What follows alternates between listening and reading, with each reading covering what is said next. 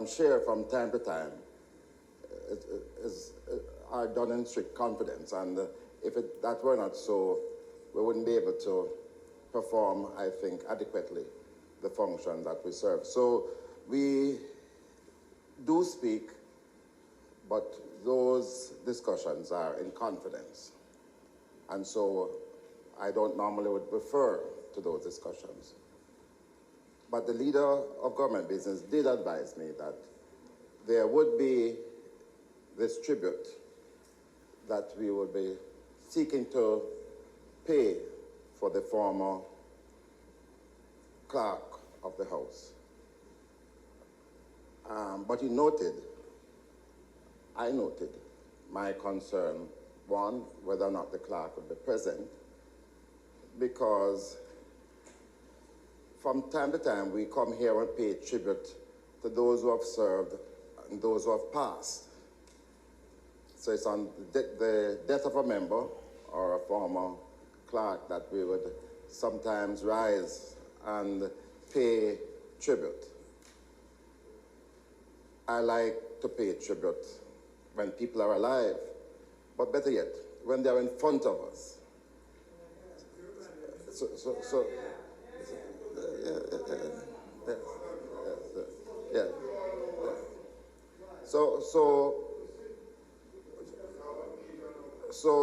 There was a hint that the former clerk might not be in Jamaica. But I believe that it would have been so important, and I'm not too sure what is the duration of her time overseas. But I really, as I had indicated, would have preferred if she were present when we are doing this tribute, when we are honoring her, for the service that she has given to this parliament and to this country. And I note that there was a previous activity that was done with her present, and I'm committing that the opposition will find some time and occasion when she's back to pay like tribute for the work that she has done for this country.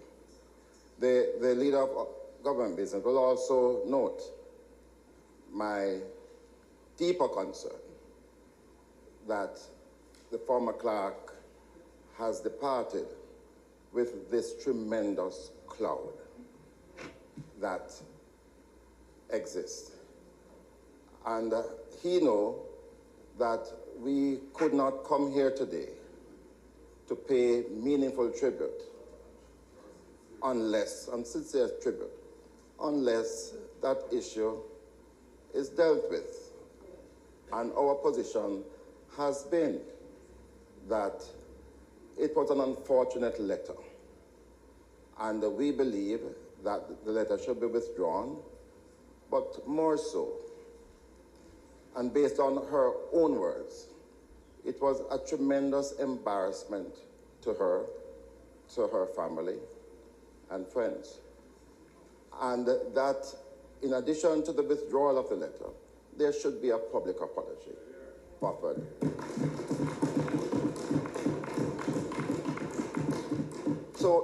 So while all of us, and I've not heard a single member of this parliament speaking negatively about the work and conduct of the former clerk.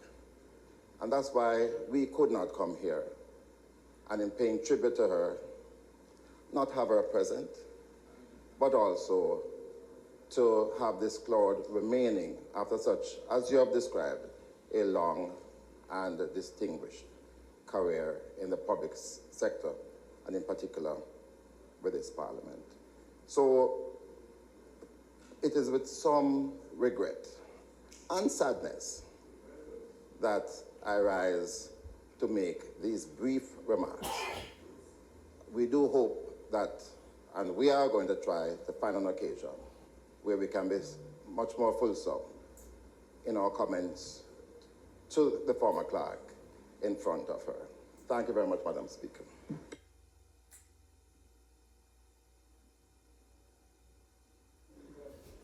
I do take note of the opposition leader of government business comments in relation to the preference for presence of the clerk. That indeed was my preference too.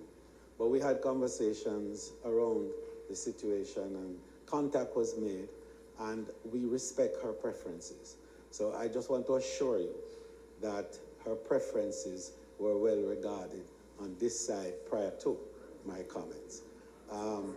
Just to let you know. But Madam Speaker, I believe that there is a further comment that is needed to be made, and I defer to you. Thanks, House Leader. As Speaker, it is my privilege and indeed my duty to acknowledge Ms. Valerie Curtis for her long and dedicated service to this Parliament. This journey began when she joined as a staff member of the Parliament Assistant Clerk in 1995 and continued to work her way to being appointed Deputy Clerk in 2006. Her commitment to duty saw her being elevated to the position of Clerk in the Houses in 2021. And since that time, she has commendably led her staff in providing the necessary procedural and administrative support to the members of both houses. During her time at Parliament, Ms. Curtis displayed a commitment to upholding parliamentary ideals, even as she displayed a people-centered approach to parliamentary administration while overseeing several initiatives aimed at improving parliamentary operations. Throughout her tenure, she represented Jamaica at parliamentary conferences across the globe and was integral to the staging of international parliamentary conferences here in Jamaica, as well as hosting a myriad of visiting international delegations to the Parliament.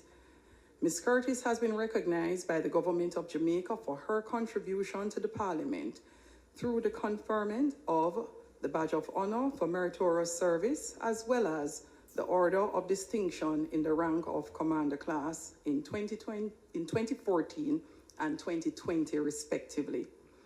Our differences in perspectives on a particular administrative matter and the resulting procedural communication to her, which was never placed on our HR record, but which has unfortunately been circulated in the public domain, was never intended to distract from her years of service and valuable contribution to the Parliament.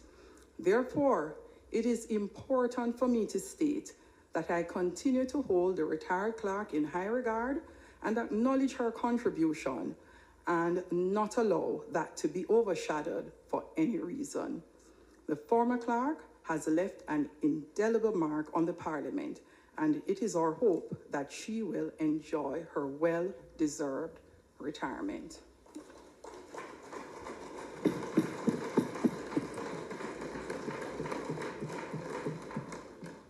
Madam Speaker,